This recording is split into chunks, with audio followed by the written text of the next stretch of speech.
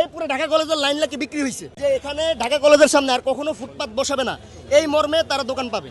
এছাড়া আমরা বারবার শিক্ষার্থীদের দ্বারা প্রত্যেকটা রাজনৈতিক ছাত্র সংগঠন এখানে অভিযান পরিচালনা করছে, কিন্তু তারা কোনো রাজনৈতিক ছাত্র সংগঠনের কথা শোনে না, তারা শিক্ষার্থীদের কথা শোনে না, তারা কার মদত এটা করতেছে জানি না। গতকালকে শুনলাম এই পুরো ঢাকা কলেজের লাইন লাগে বিক্রি হয়েছে। আপনি চিন্তা করেন, আমাদের ক্যাম্পাস এরিয়া, এখানে পুরো লাইন অন্য কেউ বিক্রি করে, লাইন বিক্রি করে ফুটপাত বসানো হয়েছে। এই কারণে আজকে শিক্ষার্থীদের পক্ষ থেকে অভিযান পরিচালনা করা হচ্ছে।